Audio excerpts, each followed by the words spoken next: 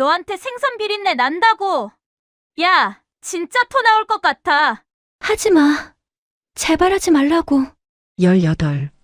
나의 꽃다운 시절을 짓밟고 뭉개버린 그 얼굴. 기억 속에서 수만 번도 더 도련했던 그 비열한 웃음소리. 40년도 더 지난 지금, 가장 귀한 내 딸아이의 상견례 자리에서 내가 그토록 증오하던 그 얼굴을 다시 마주하게 될 줄은 꿈에도 몰랐습니다. 처음 뵙겠습니다. 지금 나를 기억 못하는 거야? 단 한순간도 잊어본 적 없는 저 오만하고 교만한 눈빛. 세상은 어쩜 이토록 잔인한 악연을 준비한 걸까요? 사연 시작 전 구독과 좋아요를 눌러주세요. 오늘 하루도 평안하셨지요? 항상 건강하시고 행복하시길 기원드리며 사연 시작하겠습니다. 거울 앞에 선 강영자의 얼굴에 환한 미소가 번졌습니다. 딸 수진이가 정성껏 골라준 분홍색 정장이 참 잘 어울렸어요. 환갑을 넘긴 나이지만 오늘만큼은 20살 처녀처럼 가슴이 두근거렸습니다. 엄마, 정말 예뻐요. 세상에서 엄마가 제일 예뻐. 옆에서 지켜보던 수진이가 어머니의 어깨를 토닥이며 말했어요. 영자는 딸의 손을 꼭 잡았습니다. 평생을 생선 장수의 딸로, 가난한 집 며느리로 그저 열심히만 살아온 자신이었죠. 그런데 이제 딸이 좋은 집안의 사위감을 만나 상견례를 하게 되다니 영자는 속으로 중얼거렸습니다. 이제 정말 다 왔구나. 수진아, 너만은 엄마처럼 고생하지 말고 살아라. 호텔 로비에 들어서자 은은한 향수 냄새가 코끝을 스쳤습니다. 영자는 남편의 팔을 꼭 끼고 걸었어요. 이 순간만큼은 세상 모든 것이 자신을 축복하는 것만 같았죠. 엘리베이터에 올라타 층수 버튼을 눌렀어요. 10층, 11층, 12층. 숫자가 올라갈수록 영자의 가슴도 덩달아 두근거렸습니다. 그런데 이상했어요. 설렘과는 다른 뭔가 알 수 없는 불안감이 가슴 한쪽을 짓눌렀죠. 여보, 긴장하네. 남편이 웃으며 말했지만 영자는 대답할 수가 없었습니다. 드디어 문 앞에 섰습니다. 육중한 나무문 너머로 단아한 클래식 음악 소리가 흘러나왔어요. 안내받은 룸에 문이 열리는 그 순간이었어요. 안쪽에서 천천히 일어서는 여자의 뒷모습이 보였습니다. 가늘고 긴 목선, 단정하게 빗어올린 머리, 절제된 몸짓. 그 정갈한 뒷모습만으로도 영자의 심장이 철렁 내려앉았어요. 설마, 아니야, 아닐 거야. 하지만 그 여자가 천천히, 정말 천천히 몸을 돌렸을 때 영자의 세상이 멈춰버렸습니다. 박미숙. 40년 전 그 얼굴 그대로였어요. 아니, 더 우아하고 세련되어 있었죠. 잊고 살았다고, 다 지나간 일이라고 생각했는데 그 얼굴, 그 미소가 눈앞에 펼쳐지자 영자의 온몸이 얼어붙었습니다. 어서 오세요, 사돈 어른. 오시는 길에 꽃이 참 예쁘게 피었더군요. 미숙의 목소리는 꿀처럼 부드러웠어요. 영자는 자신도 모르게 한 발 뒤로 물러섰습니다. 손이 얼어붙고 입술이 파르르 떨렸어요. 등에선 식은땀이 주르륵 흘러내렸죠. 미숙이 손을 내밀었습니다. 영자는 1초, 아니, 그보다 짧은 순간 망설였어요. 하지만 옆에선 남편이, 뒤에선 딸이 지켜보고 있었습니다. 영자는 떨리는 손을 내밀어 미숙의 손을 잡았어요. 그 순간 소름이 쫙 돋았습니다. 너무나 매끄럽고 부드러운 손이었죠. 자리에 앉았습니다. 미숙이 직접 차를 따라주었어요. 식사 전 차는 따뜻한 게 좋으시죠? 제가 이 집 차를 특별히 신경 썼어요. 40년 전 그 손이었어요. 교복 단추를 탁탁 튕기던, 가방을 낚아채던 그 손이 지금 자신에게 따뜻한 차를 따라주고 있었죠. 연분홍색이 참 잘 어울리시네요. 수진이 안목이 엄마를 닮았나 봐요. 미숙이 수진을 바라보며 환하게 웃었습니다. 수진이 기쁜 얼굴로 대답했어요. 어머님, 감사해요. 영자는 입술을 꽉 깨물었어요. 식사가 시작되었습니다. 미숙은 처음부터 끝까지 완벽한 안주인이었어요. 사돈 어른, 이 나물 한번 드셔보세요. 제가 특별히 주문해 놓은 건데 입에 맞으실지 모르겠네요. 음식 하나하나를 권하는 손길이 얼마나 자연스럽고 세심한지 영자의 남편은 연신 감탄했습니다. 아이고, 사돈 어른께서 이렇게 정성껏 준비해 주셨으니 감사합니다. 음식들이 모두 참 훌륭하네요. 별 말씀을요. 사돈께서 먼 길 오셨으니 당연한 거죠. 미숙이 두 손을 모으며 겸손하게 웃었어요. 미숙의 남편도 거들었습니다. 저희 민우가 수진이 이야기를 얼마나 많이 하던지요. 이렇게 뵙게 되어 정말 반갑습니다. 저희도 민우가 참 성실하고 바른 청년이라 믿음이 가더라고요. 영자의 남편이 기분 좋게 웃으며 말했어요. 식탁 위 분위기가 점점 따뜻하게 무르익어 갔습니다. 수진과 민우는 서로 눈빛을 나누며 흐뭇하게 웃었어요. 그 모든 장면이 영자의 눈에 들어왔습니다. 남편의 흐뭇한 얼굴, 딸의 행복한 눈빛, 그리고 그 중심에서 완벽하게 빛나고 있는 박미숙. 미숙이 수진의 손을 살며시 잡았어요. 수진아, 우리 민우가 워낙 과묵한 편이라 수진이가 많이 챙겨줘야 해요. 그래도 한번 마음을 주면 끝까지 가는 아이니까 믿어도 돼. 어머님, 걱정 마세요. 제가 잘할게요. 수진이 수줍게 웃으며 대답했습니다. 미숙이 수진의 손등을 토닥이며 말했어요.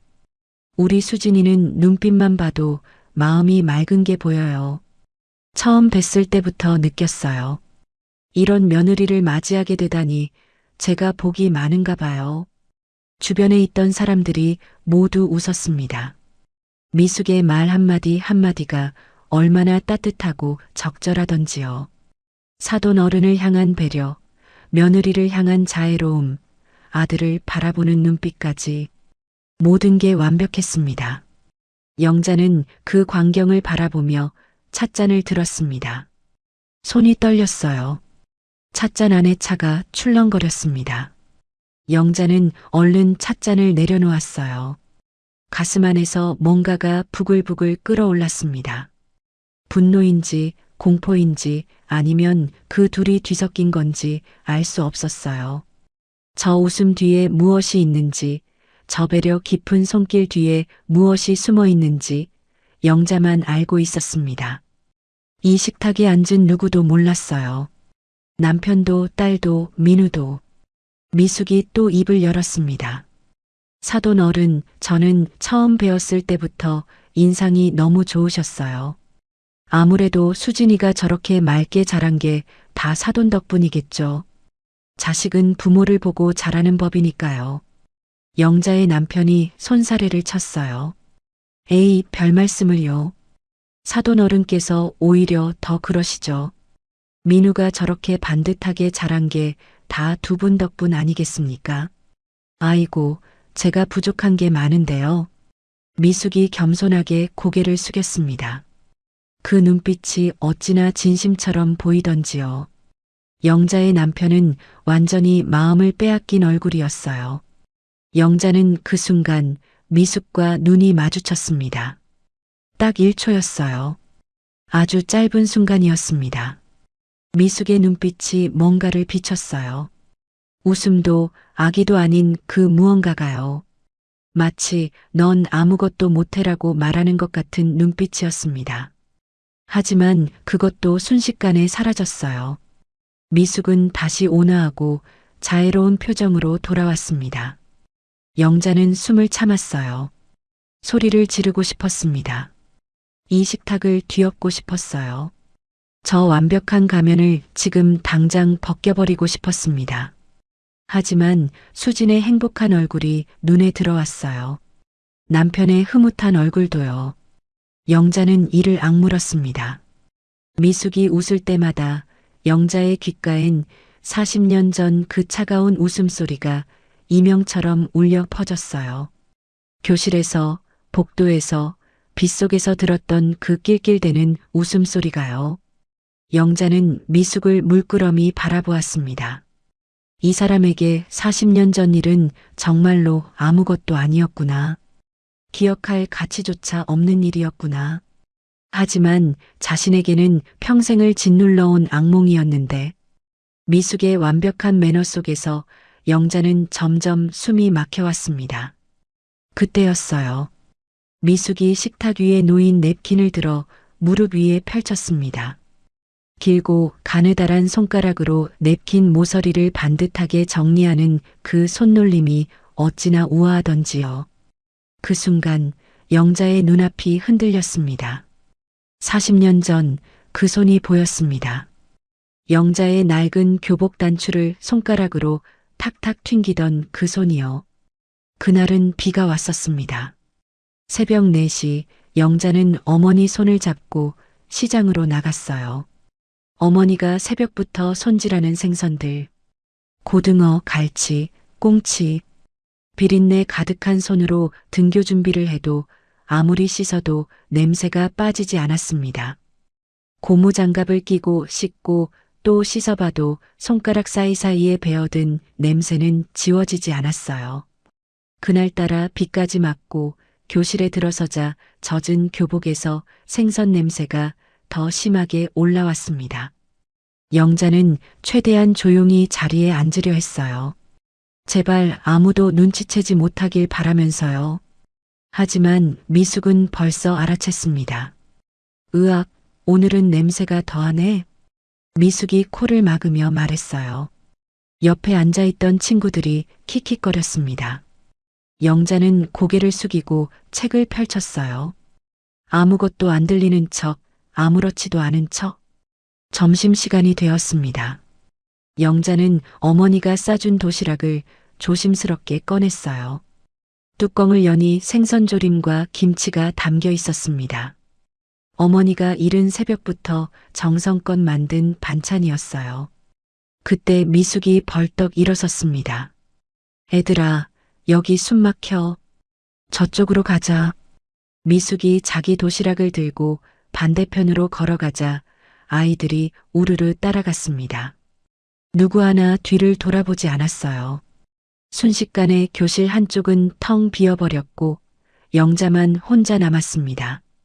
영자는 숟가락을 든 채 꼼짝도 하지 못했어요.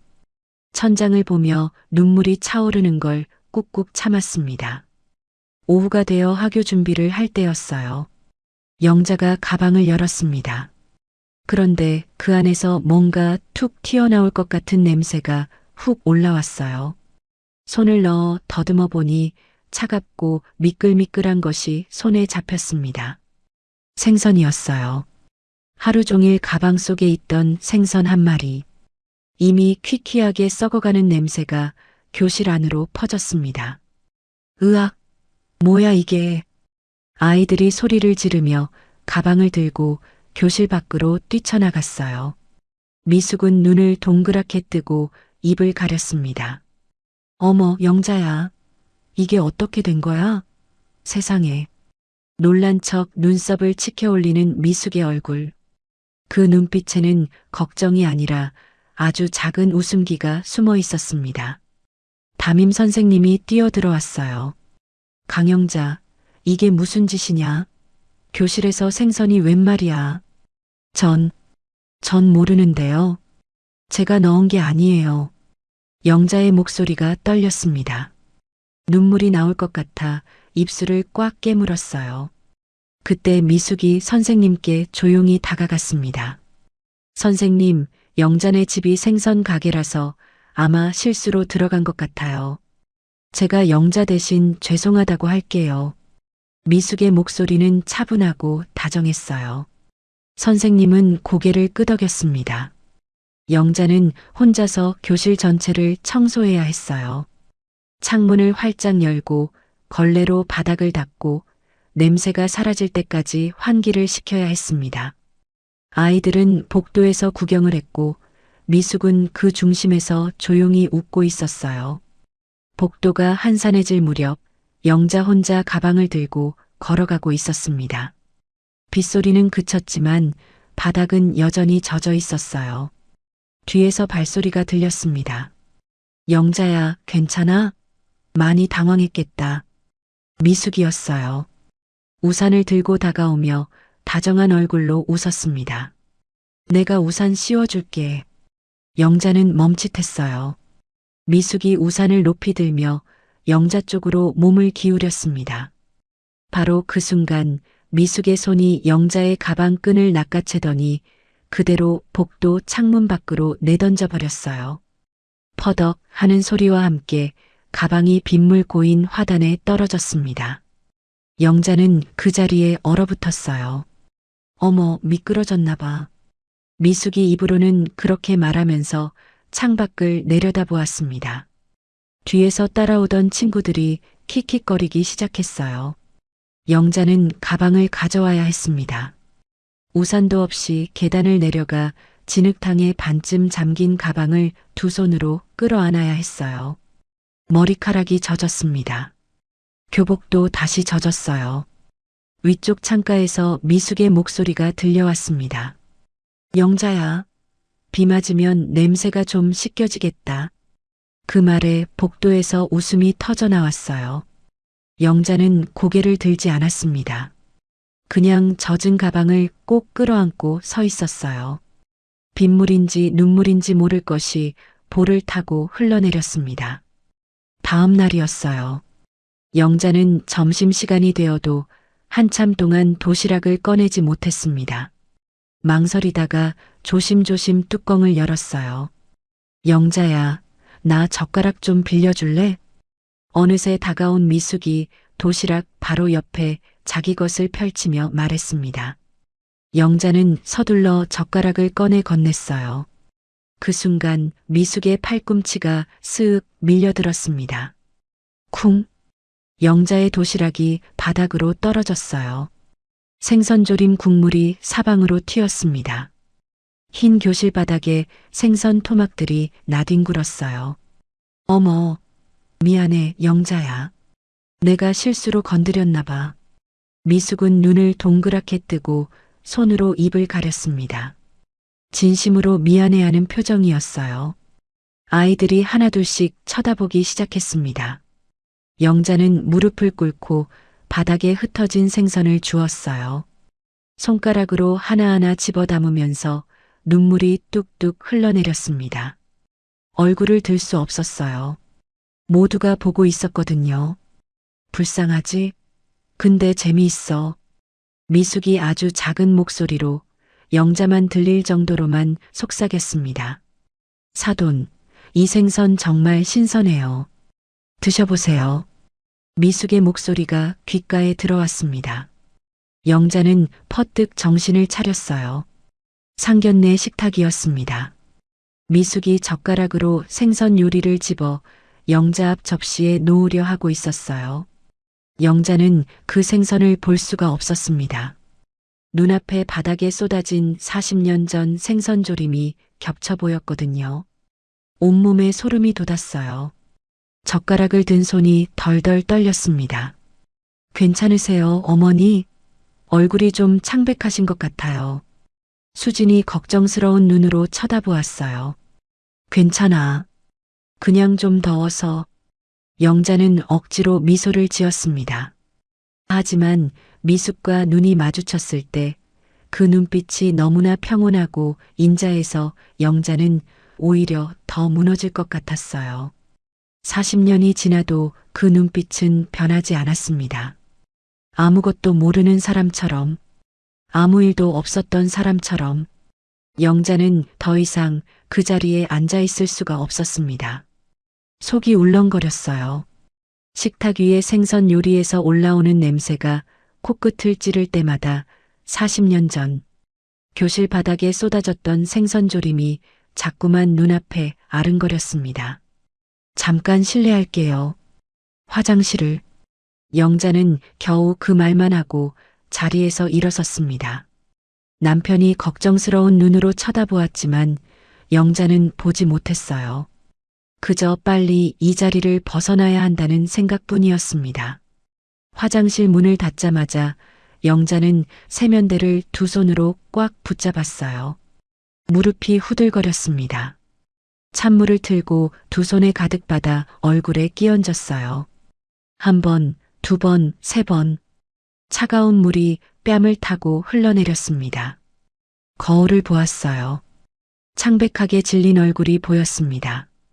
분홍 정장을 입은 환갑 넘은 여자가 아니었어요. 거울 속에는 젖은 교복을 입고 진흙탕에서 가방을 건져 올리던 18살 영자가 서 있는 것 같았습니다. 그 눈에 그렁그렁 고였던 눈물이 지금도 느껴졌어요. 정신 차려. 강영자, 정신 차리라고. 영자는 스스로에게 속삭였습니다. 찬물로 손목을 식히고 또 얼굴에 물을 끼얹었어요. 그리고 천천히 고개를 들어 거울을 마주했습니다. 그때였어요. 화장실 문이 소리 없이 열렸습니다. 거울 속에 미숙의 얼굴이 나타났어요. 영자는 숨이 턱 막혔습니다. 미숙은 아무렇지도 않은 얼굴로 옆 세면대 앞에 서더니 핸드백에서 립스틱을 꺼냈어요. 거울을 보며 입술을 고르는 그 모습이 너무나 태연했습니다. 그리곤 말했어요. 사돈 괜찮으세요? 네, 괜찮아요. 두 사람이 거울 속에서 눈이 마주쳤어요. 영자의 심장이 쿵 내려앉았습니다. 바로 그 순간이었어요. 미숙의 눈빛이 딱 1초, 아주 잠깐, 차갑게 변했습니다. 인자함도 우아함도 사라진 그 눈빛. 40년 전 빗속에서 내려다보던 바로 그 눈빛이었어요. 하지만 그것도 잠깐이었습니다. 미숙은 금세 부드러운 미소를 되찾았어요. 영자는 더 이상 참을 수가 없었습니다. 미숙아. 목소리가 떨렸어요. 영자는 입술을 한번 깨물고 다시 입을 열었습니다. 너 정말 나 기억 안 나니? 영신여고 강영자야. 짧은 침묵이 흘렀습니다. 미숙은 립스틱을 바르던 손을 멈추지 않았어요. 거울을 통해 영자를 바라보는 눈빛은 여전히 인자하고 온화했습니다. 마치 길을 걷다 오래된 지인을 만난 것처럼 자연스럽게 고개를 기울였어요. 영신여고요? 어머, 사돈도 거기 나오셨구나. 반가워라. 미숙이 말했습니다. 조금의 흔들림도 없는 목소리였어요. 근데 제가 학교 때 몸이 좀 약해서 결석을 자주 했거든요. 친구들을 깊게 못 사귀었어요. 그래서 잘 기억이. 말끝을 살짝 흐렸습니다. 미안하다는 표정도 당황한 기색도 없었어요. 그저 오래된 기억이 잘나지 않는 사람처럼 고개를 살짝 갸웃할 뿐이었습니다. 영자는 말문이 막혔어요. 가방 속 생선이 기억 안 난다는 건지, 빗속에 던져진 가방이 기억 안 난다는 건지, 바닥에 쏟아진 도시락이 기억 안 난다는 건지, 그 모든 것들이 이 사람에게는 정말 기억할 가치조차 없는 일이었단 말인지요. 미숙은 수도꼭지를 틀어 손을 씻기 시작했습니다. 비누 거품을 곱게 내어 손등까지 꼼꼼하게 씻었어요. 그 손길이 어찌나 우아하던지 마치 피아노를 연주하는 것 같았습니다. 동창이라니 더 반갑네요. 어떻게 이런 인연이. 미숙이 수건으로 손을 닦으며 환하게 웃었습니다.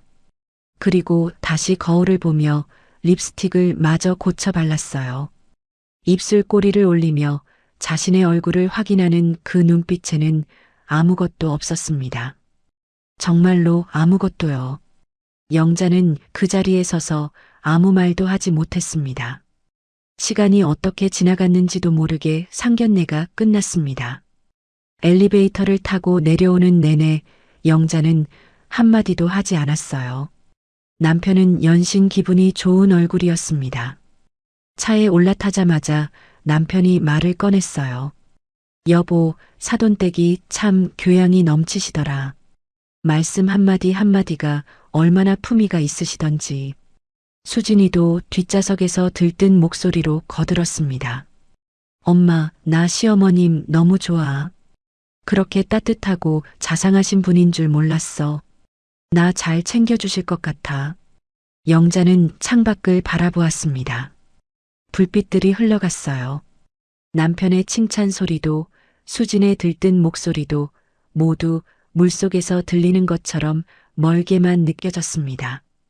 영자는 그 웃음소리 속에서 완전히 혼자였어요. 미숙의 망각은 영자의 40년 고통을 한순간에 망상으로 만들어버리는 더 큰 폭력이었습니다. 집에 돌아왔습니다. 남편은 씻으러 들어가고 수지는 민우에게 전화를 하러 방으로 들어갔어요. 영자는 혼자 거실에 섰습니다. 그러다 창고 쪽으로 발걸음을 옮겼어요. 먼지가 쌓인 상자들을 하나씩 치웠습니다. 한참을 뒤지다 보니 낡은 앨범 하나가 나왔어요. 고등학교 졸업 앨범이었습니다. 손이 떨렸어요. 영자는 바닥에 주저앉아 앨범을 펼쳤습니다.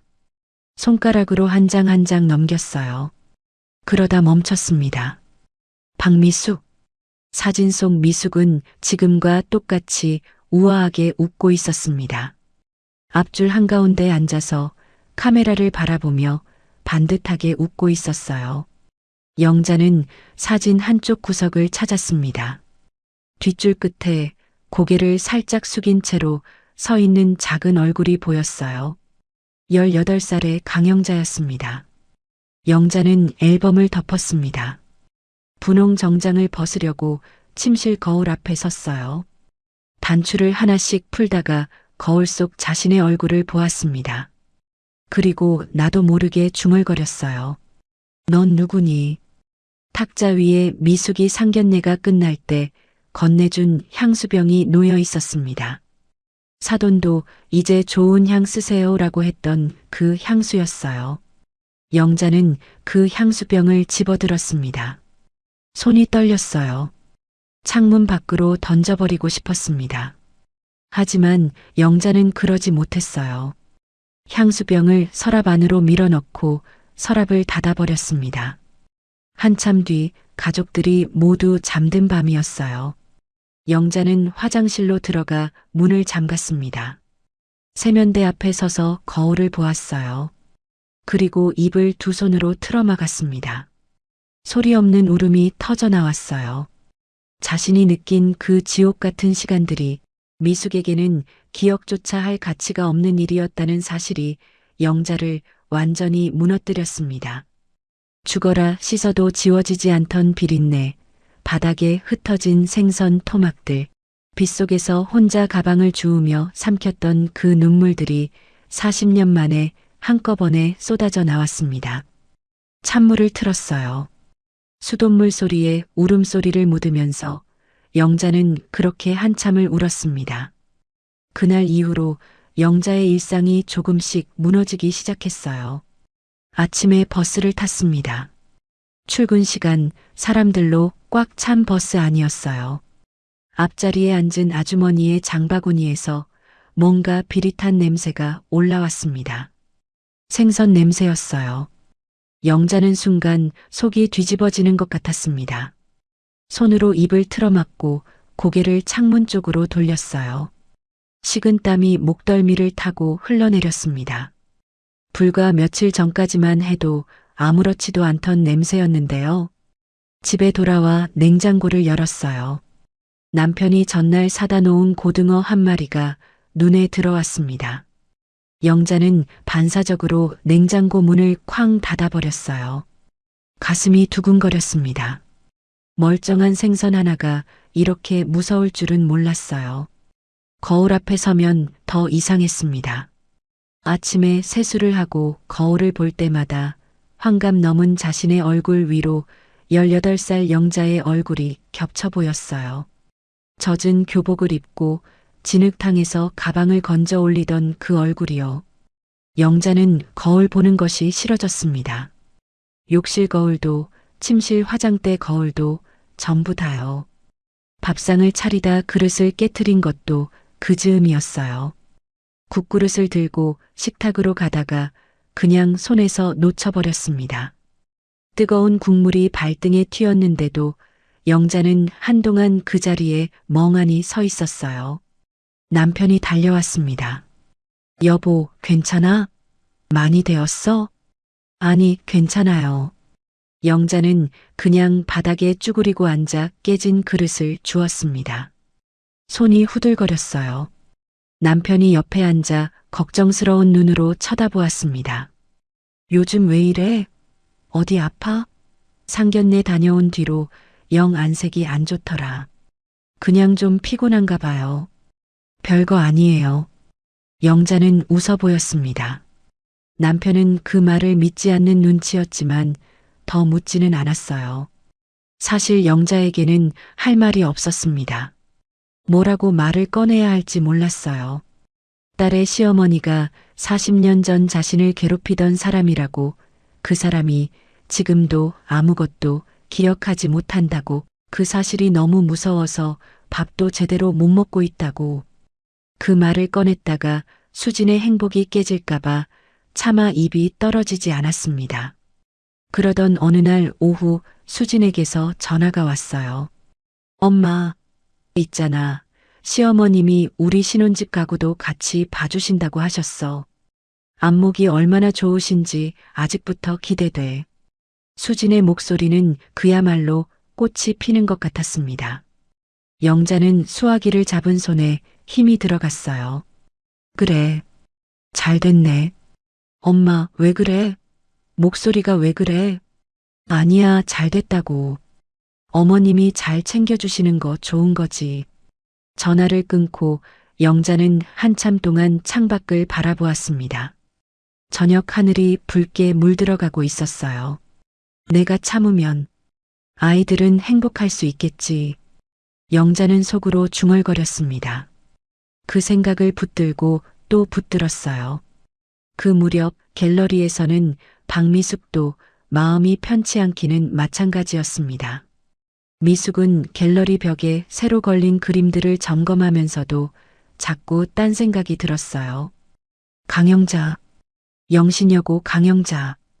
그 이름이 머릿속에서 떠나질 않았습니다. 혹시라도 자신의 과거가 드러날까봐 괜히 불안했습니다. 찻잔을 두 손으로 감싸 쥐고 창밖을 바라보았습니다. 밤하늘에 별이 몇 개 보였어요. 영자의 얼굴이 떠올랐습니다. 화장실 거울에서 마주쳤던 그 눈빛, 떨리는 목소리로 나 기억 안 나니? 라고 묻던 그 표정이 자꾸 걸렸어요. 미숙은 차를 한 모금 마셨습니다. 쓰고 뜨거웠어요. 기억 못하는 게 당연한 거야. 그냥 철없을 때 일인데 뭘. 지금이 문제지, 그때가 문제야? 스스로를 다독였습니다. 하지만 찻잔을 내려놓는 손이 살짝 떨렸어요. 며칠 뒤 영자 집으로 택배가 하나 도착했습니다. 묵직한 상자였어요. 뜯어보니 고급 한방 건강식품이 가득 들어 있었습니다. 상자 안에 작은 카드가 들어 있었어요. 사돈 건강이 걱정돼서요. 잘 챙겨 드세요. 박미숙 올림. 영자는 카드를 천천히 내려다보았습니다. 그리고 상자를 닫으려다가 모서리에 손가락을 베었어요. 따끔하면서 빨간 피가 맺혔습니다. 영자는 그 손가락을 물고 한동안 그대로 서 있었어요. 손가락에서 나는 피 냄새보다 마음이 더 아팠습니다. 입 닥치고 이 선물이나 받아라. 이 말이지. 영자는 상자를 싱크대 밑 구석에 밀어 넣었습니다. 눈에 보이지 않는 곳에 두고 싶었어요. 그날 밤 영자는 오래도록 잠을 이루지 못했습니다. 천장을 바라보며 생각했어요. 도망치는 게 답이 아니라는 건 알았습니다. 하지만 어떻게 해야 할지는 몰랐어요. 싸워야 하는 건지, 그냥 덮어야 하는 건지, 딸을 위해 참아야 하는 건지. 창밖에서 바람 소리가 들렸습니다. 영자는 눈을 감았어요. 그리고 속으로 중얼거렸습니다. 더 이상 도망치진 않겠어. 하지만 어떻게 해야 하지? 아직은 답이 없었습니다. 그렇게 며칠이 더 흘렀어요. 그러던 어느 날 오후 수진에게서 문자가 왔습니다. 엄마, 이번 주 토요일 저녁에 시간 비워둬요. 엄마한테 깜짝 선물이 있어요. 영자는 멍하니 휴대폰 화면을 바라보았어요. 요즘 들어 웃을 일이 없었는데 딸의 문자 하나가 잠깐이나마 마음을 간지렸습니다. 답장을 보냈어요. 그래, 알았어. 그날 수지는 민우에게도 전화를 걸었습니다. 오빠, 토요일 저녁에 어머님 모시고 나올 수 있어요? 두 어머님들만 모시는 자리로 제가 깜짝 선물 준비했거든요. 알겠어. 어머니한테 말씀드려 볼게. 토요일 저녁이 되었습니다. 영자는 수진이가 알려준 공연장 앞에서 딸을 기다렸어요. 웅장한 건물 앞으로 잘 차려입은 사람들이 하나둘 모여들었습니다. 로비 안쪽에서 은은한 현악기 소리가 새어나왔어요. 엄마. 저 멀리서 수진이 손을 흔들며 뛰어왔습니다. 민우도 옆에 서 있었어요. 그런데 민우 곁에 또 다른 사람이 보였습니다. 박미숙이었어요. 영자의 발이 땅에 붙어버린 것처럼 굳었습니다. 미숙도 바로 그 순간 영자를 발견했어요. 두 사람의 눈이 공중에서 마주쳤습니다. 미숙은 잠깐 멈칫하더니 이내 우아한 미소를 지으며 고개를 살짝 끄덕였어요. 마치 아무 일도 없다는 듯이요. 영자의 가슴이 쿵 내려앉았습니다. 엄마, 왜 그래요? 어서 와요. 수진이 영자의 팔을 잡아당겼어요. 영자는 다리를 억지로 움직였습니다. 두 어머님들 모시고 공연 보여드리려고요. 오늘 유명한 소프라노 성악가 자선 공연이거든요. 저희가 자리도 나란히 예약해뒀어요. 수진이 두 손을 모으며 기대에 찬 얼굴로 말했습니다. 민우도 어머니를 바라보며 웃었어요. 어머니, 마음에 드세요? 미숙은 아들의 얼굴을 보며 부드럽게 웃었습니다. 고맙구나, 민우야. 나란히. 영자는 그 말이 귓속에서 맴돌았습니다. 수진도 민우도 아무것도 모르는 얼굴이었어요. 이 자리가 두 사람에게 얼마나 불편한 자리인지 그 아이들은 꿈에도 모를 거였습니다. 공연장 안으로 들어갔습니다. 수진과 민우가 안내하는 대로 자리에 앉았어요. 영자와 미숙이 나란히 그 양옆으로 수진과 민우가 앉았습니다. 무대 조명이 밝아지더니 성악가가 등장했어요. 박수 소리가 공연장 안을 가득 채웠습니다. 곧이어 피아노 반주가 흐르고 맑고 높은 소프라노 목소리가 울려 퍼졌어요. 수지는 무대에 홀딱 빠진 얼굴이었고 민우는 만족스러운 표정으로 두 어머니를 번갈아 바라보았습니다. 하지만 영자는 아무것도 귀에 들어오지 않았어요. 바로 왼쪽에서 미숙의 향수 냄새가 은근히 밀려왔습니다. 달콤하고 고급스러운 향이었지만 영자에게는 그게 오히려 숨을 막히게 만들었어요. 손이 무릎 위에서 조금씩 떨렸습니다. 영자는 두 손을 꼭 모아 쥐었어요. 미숙은 조용히 무대를 바라보고 있었습니다. 겉으로는 공연에 집중하는 것처럼 보였어요. 하지만 영자가 옆에 있다는 사실이 내내 신경 쓰였습니다. 손에 들린 공연 프로그램지를 쥔 손가락에 자신도 모르게 힘이 들어가 있었어요. 공연 내내 두 사람은 한마디도 나누지 않았습니다. 그냥 나란히 앉아 각자의 생각 속에 잠겨 있었어요. 공연이 끝나고 박수 소리가 쏟아졌습니다. 어떠셨어요? 좋으셨어요? 수진이 두 사람을 번갈아 보며 물었어요. 미숙이 먼저 환하게 웃으며 대답했습니다. 정말 좋았어. 수진아, 이런 걸 준비해줘서 고마워. 영자도 억지로 웃어 보였습니다. 응, 좋았어. 공연 후 식사 자리. 아이들이 예약해둔 레스토랑으로 자리를 옮겼습니다. 아늑하고 조용한 분위기의 식당이었어요. 네 사람이 테이블에 앉아 메뉴를 펼쳤습니다. 영자는 메뉴판을 훑다가 손가락이 멈췄어요. 오늘의 특선 요리로 생선구이가 적혀 있었습니다. 영자는 조용히 다른 메뉴를 골랐어요. 음식이 나왔습니다. 수진이 미숙과 이런저런 이야기를 나누었어요. 어머님, 오늘 공연 정말 좋으셨어요? 그럼 정말 좋았어. 수진아, 이런 거 어떻게 알고 준비했어? 미숙이 수진의 손을 살며시 잡으며 자애롭게 웃었습니다.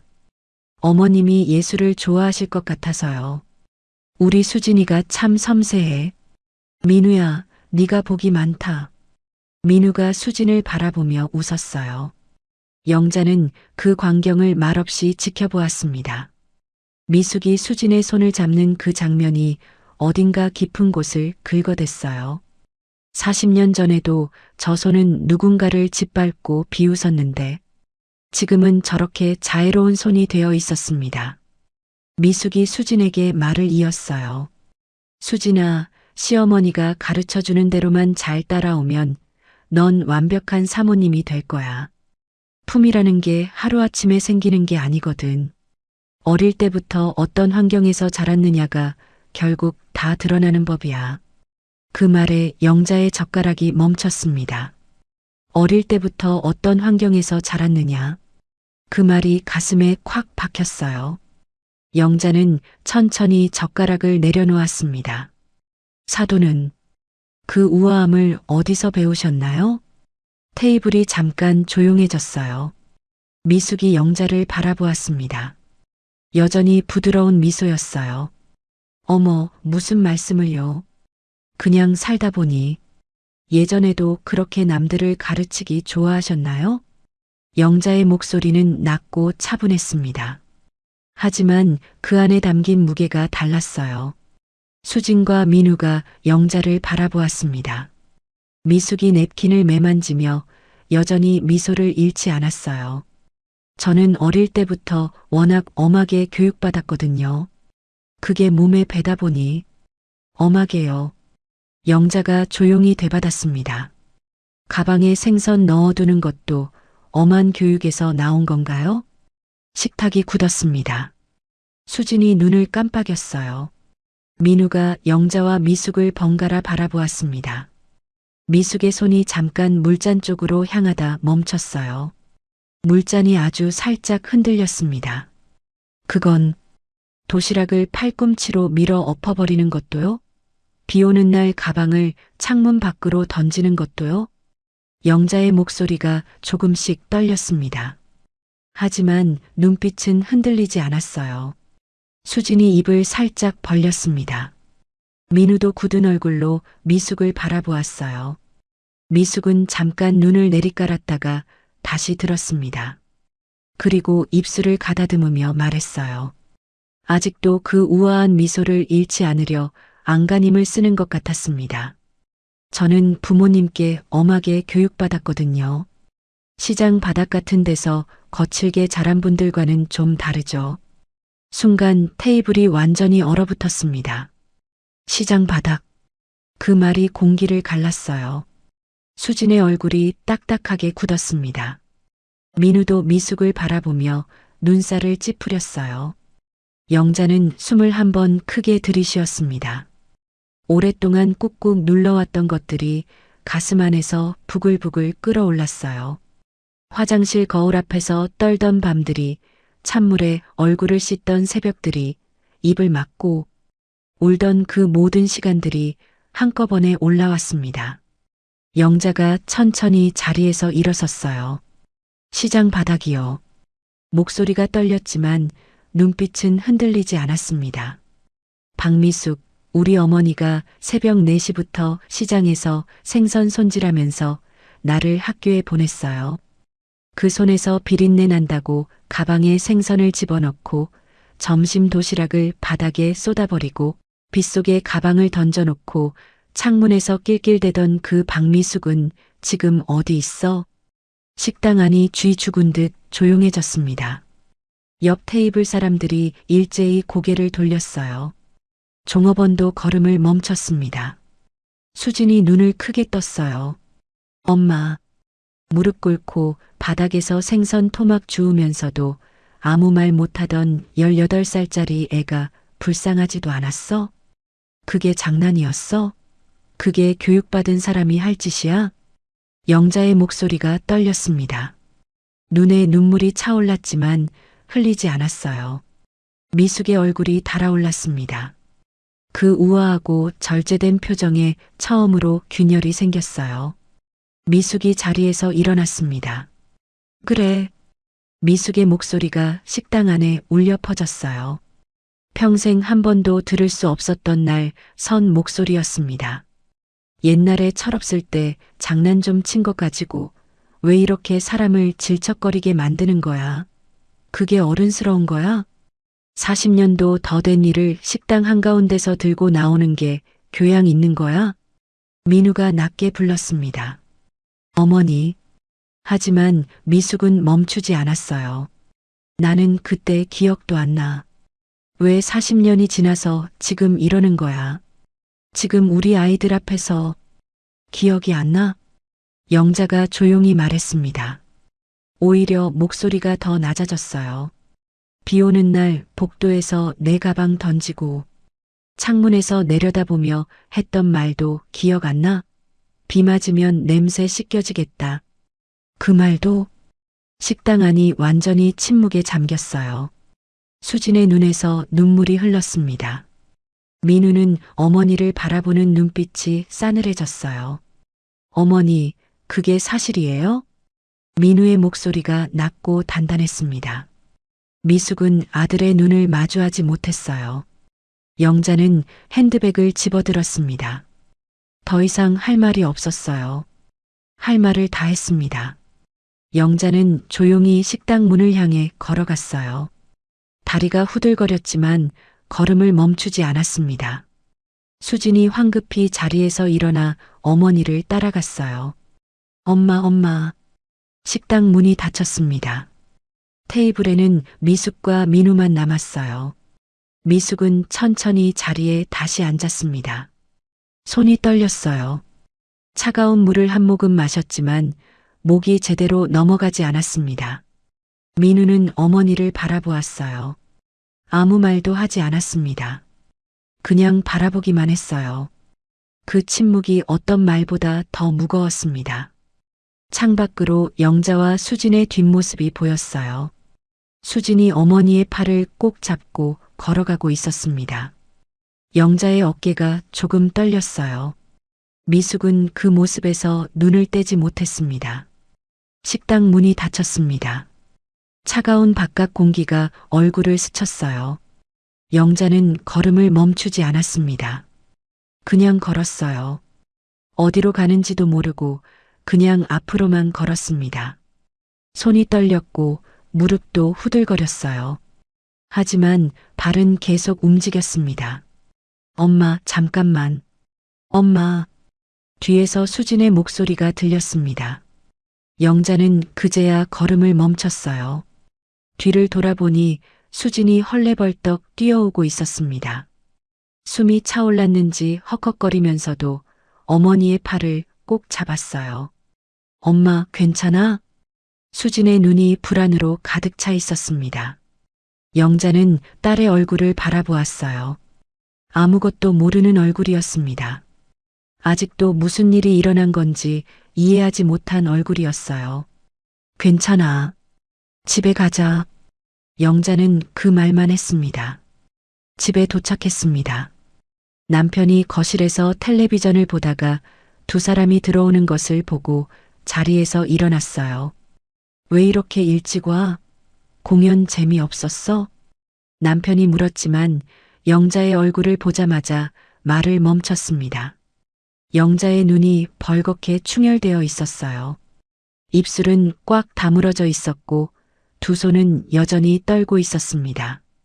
여보, 무슨 일이야? 영자는 소파에 천천히 앉았습니다. 그리고 한동안 아무 말도 하지 않았어요. 수진도 옆에 앉았습니다. 남편도 맞은편에 자리를 잡았어요. 셋이서 조용히 앉아 있었습니다. 한참 만에 영자가 입을 열었어요. 나 할 말이 있어. 목소리가 낮고 조용했습니다. 하지만 그 안에 뭔가 단단한 것이 담겨 있었어요. 영자는 천천히 이야기를 시작했습니다. 40년 전 영신여고 시절부터요.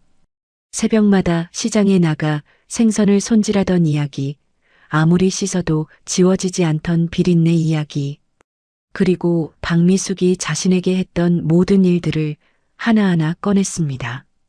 가방 속에 넣어둔 생선, 혼자 남겨진 점심시간, 복도 창문 밖으로 던져진 가방, 빗속에서 혼자 진흙탕에 빠진 가방을 건져 올리던 18살의 자신, 그리고 다음날 바닥에 쏟아진 도시락과 무릎을 꿇고 생선 토막을 줍던 그 순간까지요.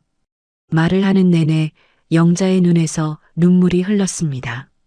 닦지도 않았어요. 그냥 흘렀습니다. 남편은 처음에는 믿기지 않는다는 표정이었어요. 눈살을 찌푸리며 설마 그게 사실이야? 하는 얼굴이었습니다. 하지만 영자의 눈물을 보자 표정이 굳었어요. 주먹이 천천히 쥐어졌습니다. 턱 근육이 떨렸어요. 그 사람이 민우 어머니라고? 남편의 목소리가 낮게 깔렸습니다. 영자는 고개를 끄덕였어요.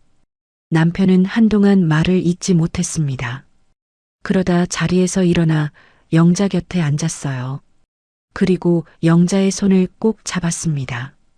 손등이 거칠고 투박했지만 따뜻했어요. 여보, 나한테 왜 진작 말 안 했어? 왜 혼자 삭혔어? 영자는 대답하지 못했습니다. 다시 눈물이 왈칵 쏟아졌어요. 수지는 그 옆에서 두 손으로 입을 막고 있었습니다. 눈물이 볼을 타고 흘러내렸어요. 엄마가 상견례 이후로 이상했던 게 밥도 제대로 못 먹고 멍하니 창밖을 보던 게 다 이유가 있었구나. 그 모든 게 한꺼번에 이해가 되었습니다.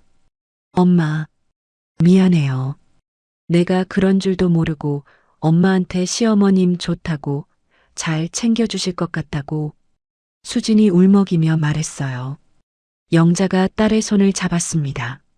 네가 왜 미안해? 네가 알 수 있었겠어. 셋이서 한참을 울었습니다. 말도 별로 없었어요. 그냥 손을 잡고 어깨를 기대고 그렇게 앉아 있었습니다. 그날 밤 수지는 방으로 들어와 침대에 앉았어요. 휴대폰을 들었다 놨다를 반복했습니다. 민우에게 연락을 해야 할 것 같은데 뭐라고 해야 할지 몰랐어요. 오늘 식당에서 있었던 일이 자꾸 눈앞에 밟혔습니다. 엄마가 자리에서 일어서던 모습, 떨리는 목소리로 쏟아내던 그 말들, 그리고 박미숙이 장난 좀 친 거 가지고라고 소리치던 그 장면이요. 수지는 결국 휴대폰을 내려놓고 이불 속으로 파고들었습니다. 오빠한테는 내일 연락하자. 지금은 아무 말도 하고 싶지 않았어요.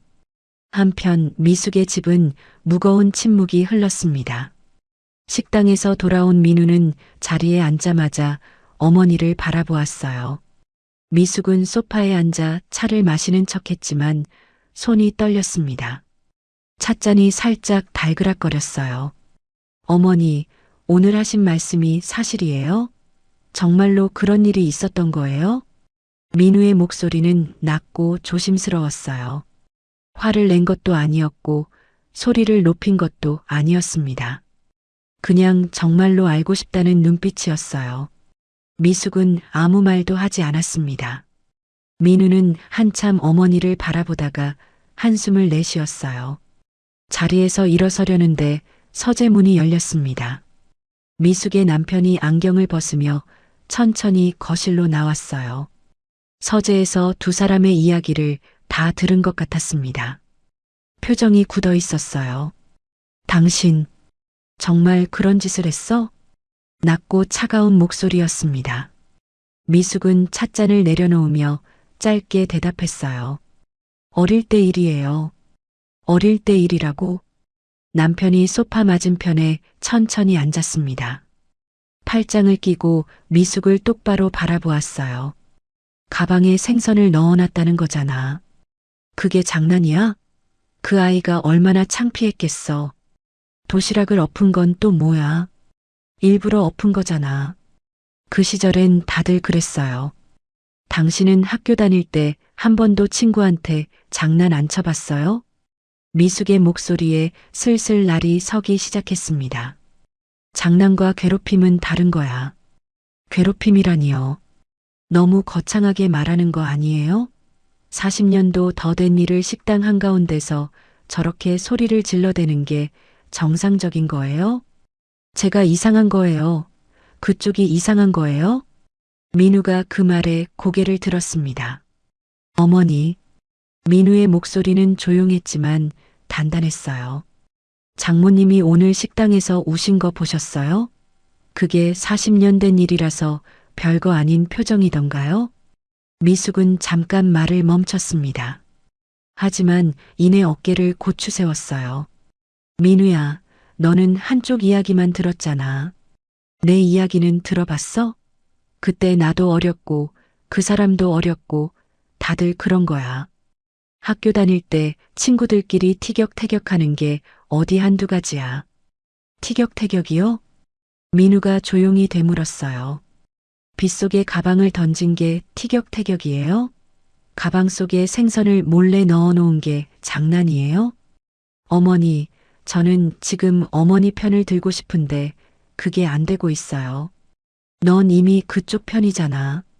처음부터 그쪽 딸이 좋아서 눈이 멀어가지고.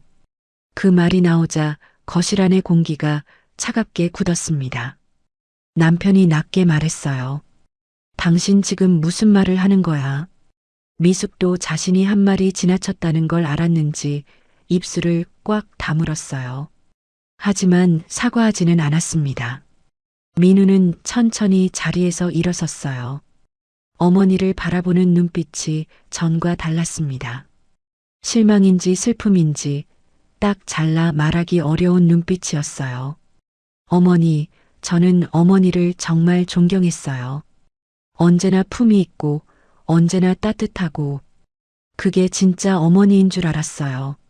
미숙은 아들의 눈을 마주하지 못했습니다. 근데 오늘 보니까 어머니가 지키려 했던 게 품위가 아니라 그냥 가면이었던 것 같아요. 민우는 더 이상 말을 잇지 않았어요. 자기 방으로 들어가 문을 닫았습니다. 이번에도 조용히 닫혔어요. 쾅 소리조차 없었습니다. 그 조용함이 오히려 더 무겁게 집안을 눌렀어요. 남편도 자리에서 일어섰습니다. 나중에 차분해지면 얘기합시다. 그 한마디를 남기고 서재로 돌아갔어요.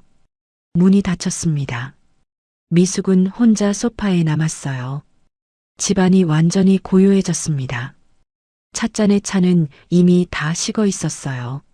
미숙은 그 찻잔을 바라보다가 천천히 두 손으로 얼굴을 감쌌습니다. 평생 한 번도 흐트러진 적 없던 그 자세가 처음으로 무너져 내렸어요. 그날 밤 영자는 처음으로 악몽을 꾸지 않았습니다. 하지만 그게 끝이 아니었어요. 다음 날도 그 다음 날도 영자의 머릿속은 조용하지 않았습니다. 진실을 말하고 나니 가슴이 가벼워지기는 했어요. 그런데 이상하게도 그 자리에 다른 무게가 들어왔습니다. 수진이 핸드폰을 들었다 놨다 하던 모습, 밤새 방에서 나오지 않던 모습이 자꾸 눈에 밟혔어요. 딸이 힘들어하고 있었습니다. 영자 때문에요. 그렇게 며칠이 흘렀습니다. 토요일 오전이었어요. 영자는 주방에서 남편의 아침상을 차리고 있었습니다. 남편은 거실에서 신문을 펼쳐 들고 있었어요. 수지는 아직 자기 방에 있었습니다. 요즘 들어 수지는 집에서 말수가 줄었어요. 밥도 별로 먹지 않았습니다. 영자는 그 모습이 마음에 걸렸지만 먼저 말을 꺼내지 못했어요. 그때 초인종이 울렸습니다. 영자가 앞치마에 손을 닦으며 현관으로 나갔어요. 문을 열었습니다. 민우였어요. 그런데 민우는 서 있지 않았습니다. 현관문 앞에 두 무릎을 꿇고 고개를 숙이고 있었어요. 잘 다려입은 셔츠가 차가운 바닥에 닿아 있었습니다. 손은 무릎 위에 가지런히 모아져 있었어요. 영자는 말문이 막혔습니다. 복도 저편에서 이웃집 아주머니가 장바구니를 들고 지나가다가 그 모습을 보고 걸음을 멈췄어요. 영자와 눈이 마주쳤습니다. 영자는 황급히 손을 내저었어요. 민우 씨, 이게 무슨... 어서 일어나요. 민우는 고개를 들었습니다. 눈이 빨갛게 충혈되어 있었어요. 잠을 제대로 못 잔 것 같았습니다. 장모님, 어머니의 죄를 제가 대신 빕니다. 드릴 말씀이 없어요. 목소리가 떨렸어요. 진심이 담긴 목소리였습니다. 어머니 대신 제가 잘못했습니다. 장모님께 이런 상처를 드린 것 정말 죄송합니다. 영자는 서둘러 민우의 팔을 잡아 일으켰어요. 민우 씨, 얼른 들어와요. 이게 무슨 짓이에요? 민우를 거실로 들어오게 했습니다. 남편이 신문을 내려놓고 자리에서 일어섰어요. 민우가 고개를 숙였습니다. 아버님, 죄송합니다. 앉아요, 앉아. 남편이 소파를 가리켰습니다. 영자는 주방으로 가서 물 한 잔을 가져왔어요. 민우는 두 손으로 물잔을 받아 한 모금 마셨습니다. 손이 떨렸어요. 수진이를 포기할 수가 없어요. 민우가 물잔을 내려놓으며 말했습니다. 목소리가 낮고 조심스러웠어요. 근데 장모님을 뵙기가 너무 고통스럽습니다. 뭐라고 드릴 말씀이 없어요. 어머니가 하신 일을 제가 어떻게 해드릴 수가 없으니까요. 영자는 민우의 얼굴을 바라보았습니다. 이 아이는 정말 아무 잘못이 없었어요. 어머니의 과거를 알 수도 없었고 막을 수도 없었습니다. 그저 좋은 사람이었어요. 수진이가 좋아하는 이유를 알 것 같았습니다. 그때 복도 쪽에서 작은 발소리가 들렸어요. 수진이 거실 문 옆에 서 있었습니다. 언제부터 들은 건지 눈이 이미 빨갛게 부어 있었어요. 엄마. 수진이 조용히 거실로 들어왔습니다. 영자 앞에 서더니 고개를 숙였어요. 엄마, 미안해요. 내가 오빠를 좋아하는 게 엄마한테 또 상처가 되는 거야? 내가 욕심 부리는 건가? 영자의 가슴이 쿵 내려앉았습니다. 그게 무슨 소리야? 엄마가 그렇게 힘든 기억이 있는데 내가 그 집 아들이랑 결혼하겠다고 하면 엄마는 평생 그 사람이랑 사돈으로 지내야 하잖아. 내가 너무 이기적인 건가?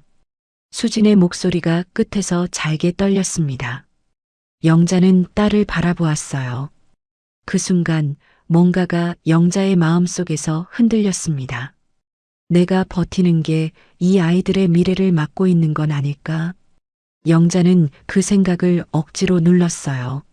하지만 쉽게 눌러지지 않았습니다. 수진아, 그런 소리 하지 마. 네가 이기적인 게 아니야. 그게 영자가 할 수 있는 전부였습니다.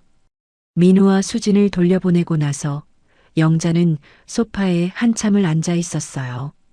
남편은 아무 말 없이 옆에 앉아 있어 주었습니다. 그게 고마웠어요. 그날 밤 영자는 뒤척였습니다. 천장을 바라보다가 옆으로 누웠다가 다시 천장을 바라보다가를 반복했어요. 민우의 떨리던 목소리가 자꾸 귓가에 맴돌았습니다. 무릎을 꿇고 고개를 숙이던 그 모습이 눈앞에서 지워지지 않았어요. 그리고 수진의 얼굴도요. 내가 복수를 원하는 건가? 아니면 진심으로 사과를 받고 싶은 건가? 그것도 아니면 그냥 그 사람이 한 번이라도 제대로 기억해 주기를 바라는 건가? 답이 나오지 않았습니다. 새벽이 되도록 영자는 잠을 이루지 못했어요. 다음 날 아침이었습니다. 영자는 오랜만에 서랍 안에 있던 편지 하나를 꺼냈어요. 얼마 전 상담센터에서 받은 거였습니다. 13살짜리 아이가 삐뚤빼뚤한 글씨로 써준 편지였어요. 선생님은 용서하는 게 제일 용감한 거라고 하셨잖아요. 저도 해볼게요. 선생님도 힘내세요. 영자는 그 편지를 오래 바라보았습니다. 자신이 한 말이었어요. 누군가에게 했던 말이었는데 지금 그 말이 자신에게 돌아오고 있었습니다. 영자는 편지를 조심스럽게 접어 다시 서랍에 넣었어요. 그리고 세면대 거울 앞에 섰습니다. 거울 속의 자신을 바라보았어요. 나도 가해자가 되는 건 아닐까? 그 생각이 처음으로 찾아왔습니다. 착한 아이들의 미래를 붙들고 놓지 않는 것, 그게 혹시 자신도 누군가에게 상처를 주는 일이 아닐까요? 영자는 거울에서 눈을 떼지 못했습니다. 아직 답은 없었어요. 하지만 뭔가가 조금씩 달라지고 있었습니다. 하지만 달라진다는 것이 곧 답이 나왔다는 뜻은 아니었어요. 영자는 여전히 매일 아침 거울 앞에서 자신에게 물었습니다. 어떻게 해야 하는 건지, 용서를 해야 하는 건지, 아니면 끝까지 버텨야 하는 건지요. 그러던 어느 날 오전이었습니다. 우편함에 편지 하나가 꽂혀 있었어요. 두툼한 크림색 봉투였습니다. 뒷면에 보낸 사람 이름이 적혀 있었어요. 박미숙.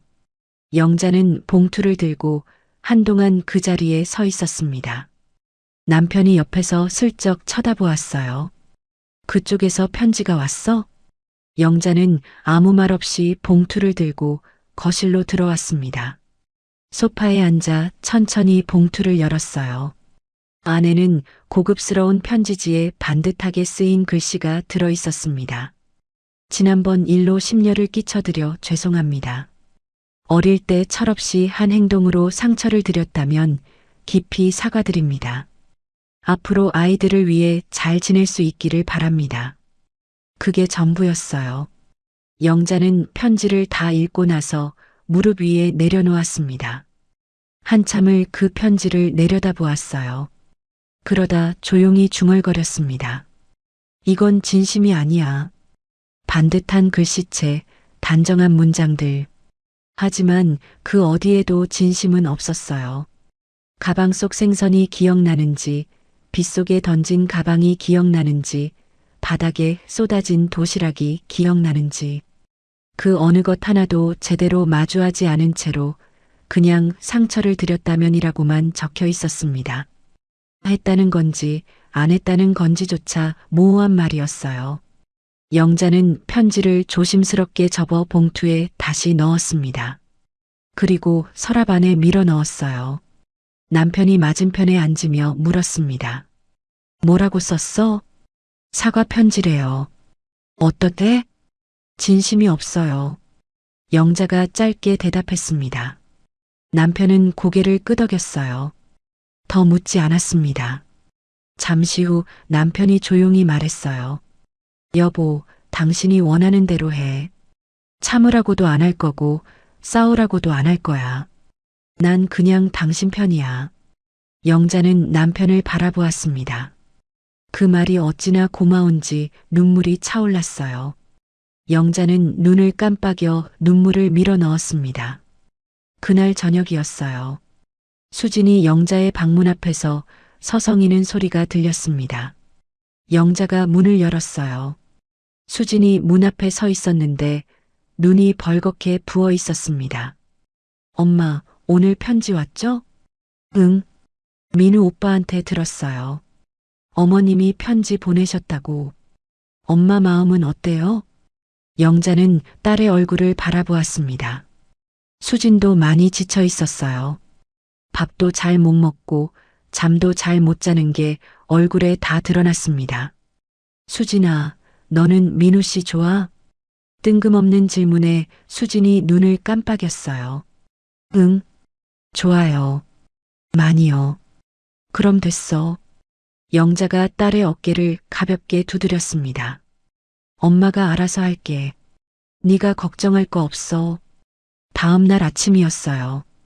영자는 혼자 장바구니를 들고 시장으로 나갔습니다.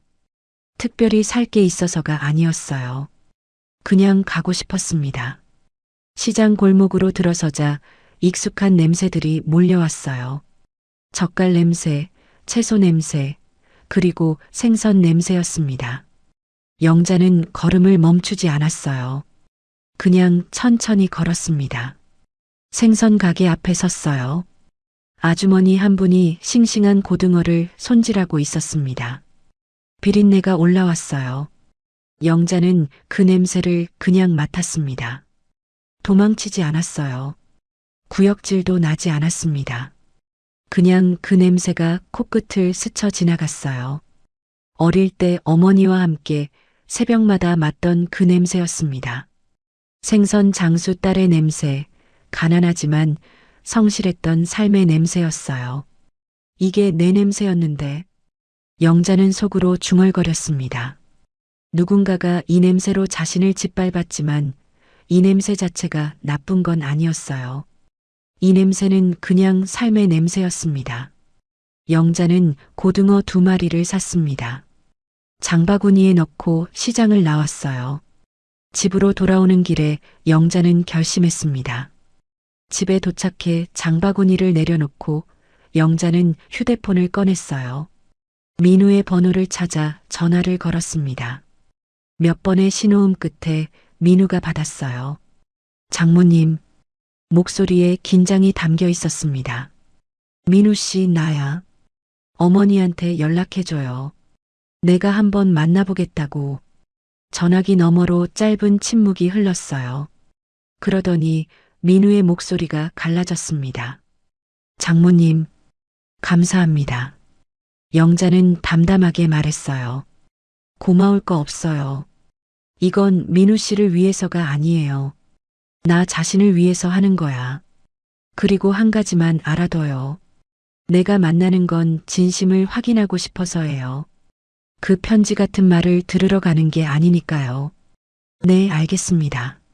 잘 전달할게요. 전화를 끊었습니다. 영자는 휴대폰을 내려놓고 창밖을 바라보았어요. 하늘이 맑았습니다. 그날 밤 영자는 다시 창고로 들어갔어요. 낡은 졸업 앨범을 꺼냈습니다. 지난번에 꺼내본 바로 그 앨범이었어요. 천천히 펼쳐서 미숙의 사진을 찾았습니다. 앞줄 한가운데 환하게 웃고 있는 18살의 박미숙이었어요. 영자는 그 사진을 오래 바라보았습니다. 예전처럼 가슴이 철렁거리지 않았어요. 손이 떨리지도 않았습니다. 그냥 오래된 사진 속 한 얼굴이었어요. 앨범 한쪽 구석에는 18살의 영자도 있었습니다. 고개를 살짝 숙이고 어딘지 모르게 위축된 자세로 서 있는 작은 얼굴이었어요. 영자는 그 얼굴을 손가락으로 가만히 짚어보았습니다. 많이 힘들었지. 수고했어. 작게 속삭였어요. 그리고 앨범을 천천히 덮었습니다. 창고 구석 상자 안에 다시 넣었어요. 이번에는 깊이 숨기지 않았습니다. 그냥 조용히 넣어두었어요. 침실로 돌아오는 발걸음이 조금 가벼웠습니다. 침실로 돌아오는 발걸음이 조금 가벼웠습니다. 며칠 후 민우에게서 연락이 왔어요. 장모님, 어머니께 전달했어요. 이번 주 토요일 오전에 동네 공원에서 뵙고 싶으시다고 하셨어요. 영자는 잠깐 눈을 감았다가 떴습니다. 알겠어요. 토요일 아침이었어요. 영자는 평소처럼 단정하게 옷을 입었습니다. 특별히 차려입지는 않았어요. 수수한 베이지색 점퍼에 편한 바지였습니다. 거울 앞에 서서 머리를 매만지다가 잠깐 멈췄어요. 남편이 거실에서 불렀습니다. 여보, 같이 갈까? 아니요. 나 혼자 다녀올게요.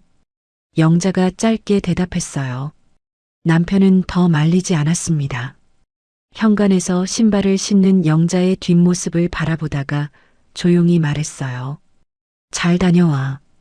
영자는 고개를 끄덕이고 문을 나섰습니다. 공원에 도착했어요. 늦가을 햇살이 따뜻하게 내려앉은 아침이었습니다. 낙엽들이 바닥에 수북이 쌓여 있었어요. 멀리서 노부부 한 쌍이 나란히 걸어가고 있었고 할아버지 한 분이 벤치에 앉아 비둘기에게 모이를 주고 있었습니다. 영자는 미리 정해둔 벤치로 걸어갔어요. 그 벤치 앞에 서는 순간 영자는 멈칫했습니다. 미숙이 이미 와 있었어요. 그런데 영자가 아는 박미숙이 아니었습니다. 화장기가 거의 없었어요.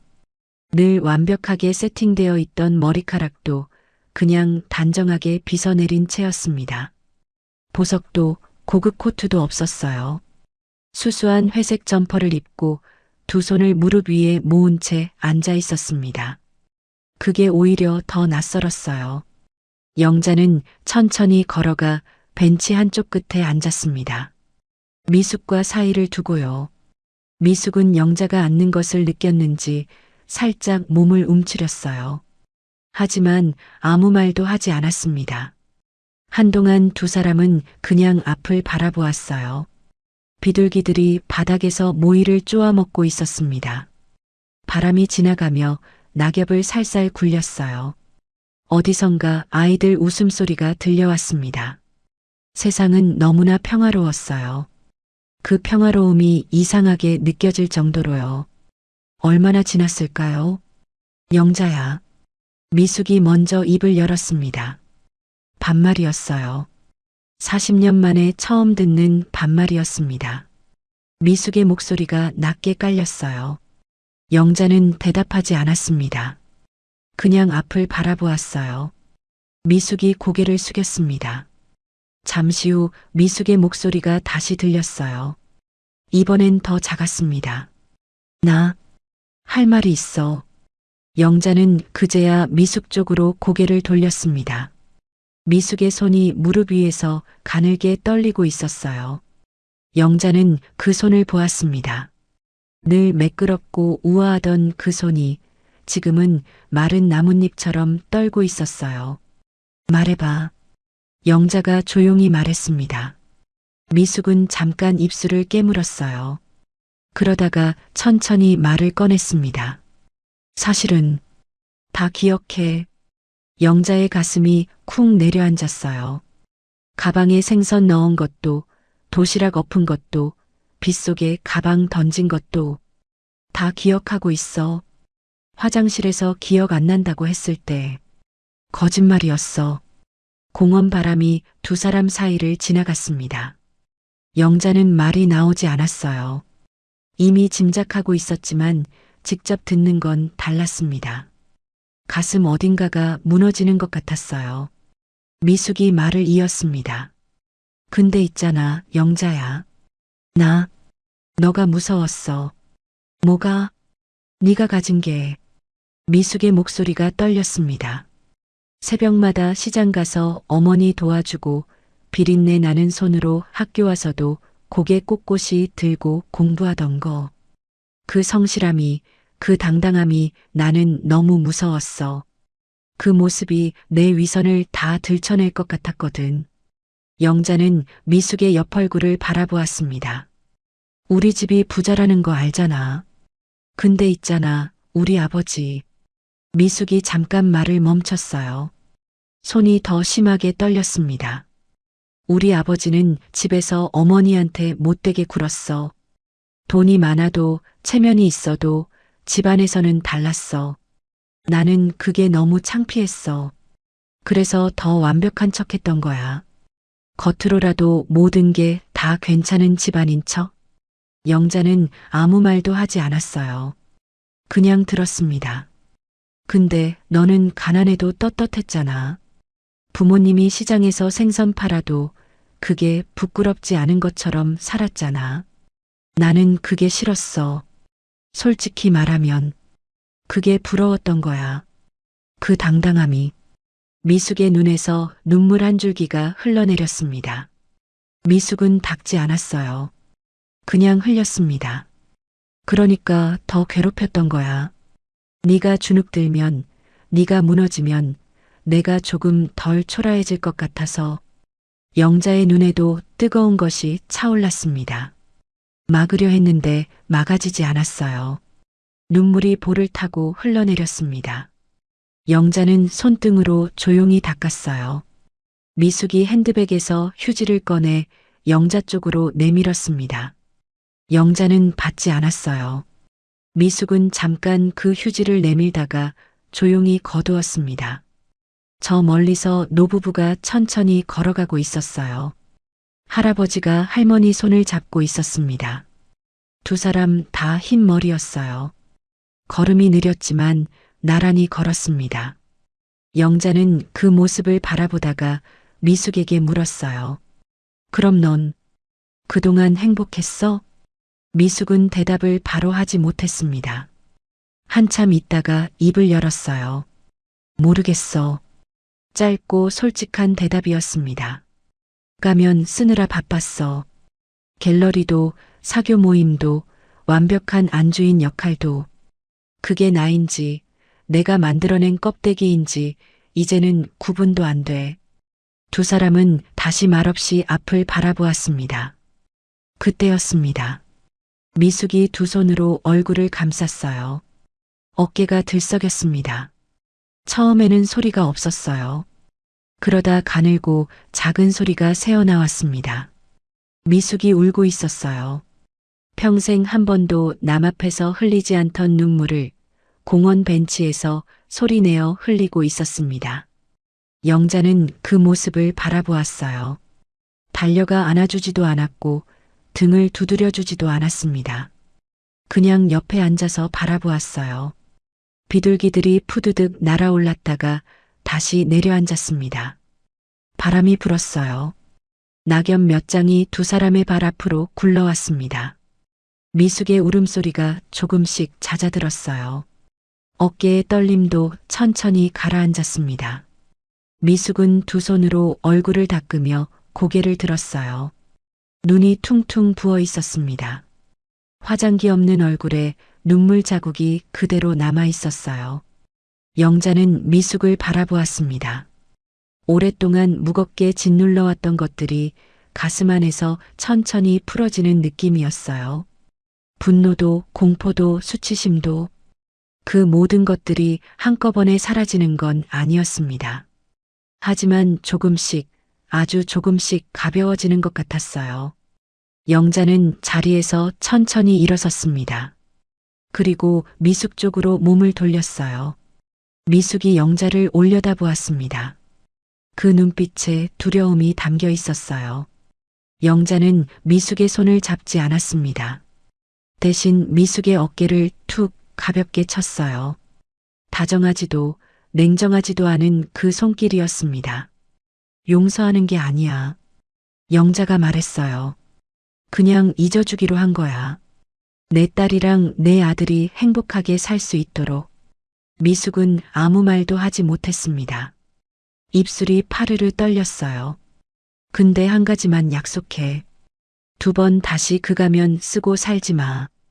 그게 내 자식한테 하는 것도 폭력이야. 미숙이 천천히 고개를 끄덕였습니다.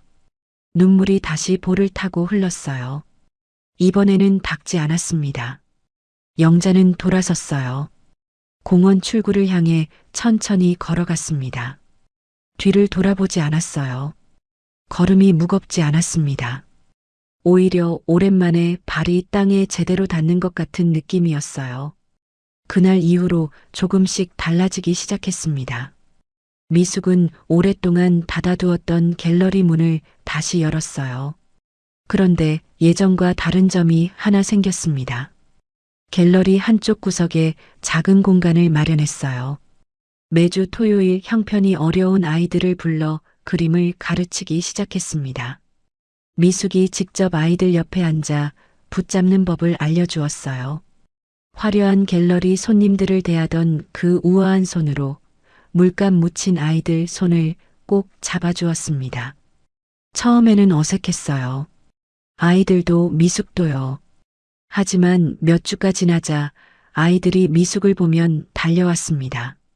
미숙은 그 아이들 얼굴을 보며 처음으로 꾸미지 않은 웃음을 지었어요. 민우는 어머니의 그 모습을 갤러리 유리 너머로 바라보다가 조용히 돌아섰습니다. 눈이 촉촉해졌어요. 수진과 민우의 결혼식 날이 되었습니다. 화창한 초겨울 아침이었어요. 예식장 앞에 하얀 꽃들이 줄지어 피어 있었습니다. 하객들이 하나둘 모여들었어요. 영자는 이른 아침부터 준비를 했습니다. 이번엔 분홍색 정장을 꺼냈어요. 상견례 때 입었던 바로 그 정장이었습니다. 거울 앞에 서서 단추를 채웠어요. 그날과 똑같은 옷이었지만 느낌은 전혀 달랐습니다. 그날은 갑옷처럼 무거웠는데 오늘은 그냥 예쁜 옷이었어요.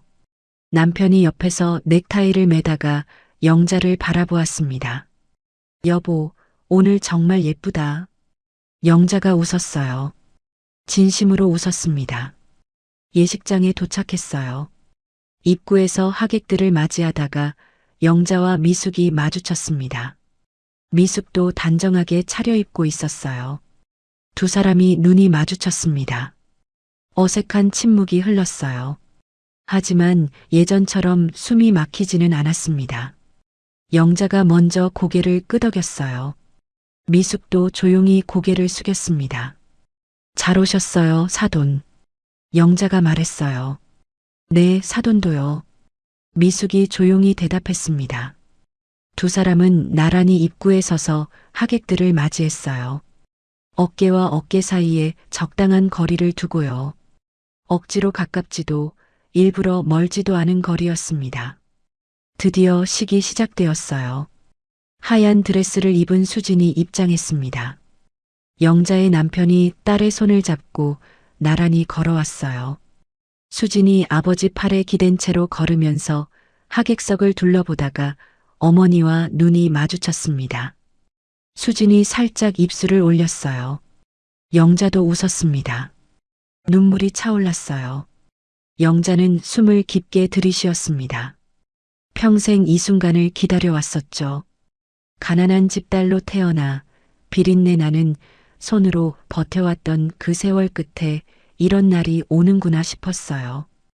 영자의 눈에서 눈물 한 줄기가 흘렀습니다. 미숙은 그 모습을 옆에서 바라보았어요. 환하게 웃으며 우는 영자의 얼굴을 보면서 미숙도 눈가가 뜨거워졌습니다.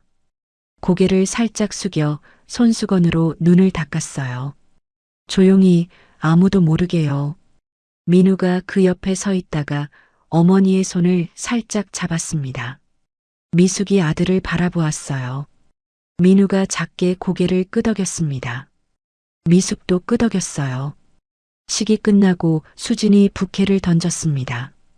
환한 웃음을 지으며 뒤를 향해 높이 던진 부케가 허공을 날았어요.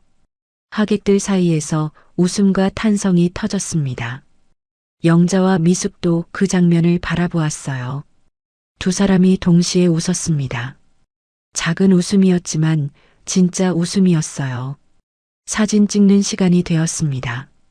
사진사가 양가 가족을 모았어요. 수진과 민우 양쪽으로 부모님들이 섰습니다. 영자와 남편 미숙과 시아버지가 나란히 섰어요. 자, 웃으세요. 하나, 둘, 셋. 플래시가 터졌습니다. 모두의 얼굴에 웃음이 담겼어요. 며칠 후였습니다. 영자는 혼자 장바구니를 들고 시장을 찾았어요. 결혼식 이후로 처음 나온 시장이었습니다. 좁은 골목을 걸어 들어가자 익숙한 냄새들이 몰려왔어요. 젓갈 냄새, 채소 냄새, 그리고 생선 냄새였습니다. 생선 가게 앞에 멈췄어요. 아주머니 한 분이 손질대 앞에 앉아 고등어를 손질하고 있었습니다. 칼질 소리가 경쾌했어요. 아주머니의 손이 빠르고 능숙했습니다. 영자의 어머니가 그러셨던 것처럼요. 영자는 그 자리에 서서 비린내를 깊게 들이마셨어요. 도망치지 않았습니다. 구역질도 나지 않았어요. 그냥 그 냄새가 폐 속 깊이 들어왔다가 나갔어요. 어머니의 냄새였습니다. 새벽 시장의 냄새였어요. 가난했지만 성실했던 삶의 냄새였습니다. 영자의 입가에 미소가 번졌어요.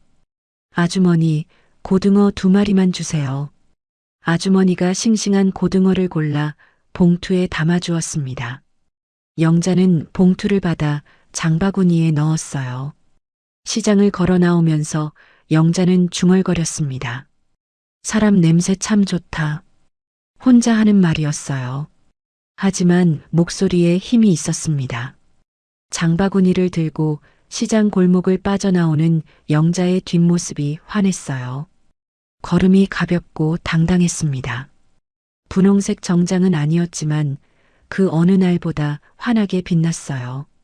바람이 불었습니다. 영자의 머리카락이 살랑거렸어요. 하늘이 높고 맑았습니다. 향수는 냄새를 가릴 뿐이지만 진심은 상처를 씻어냅니다.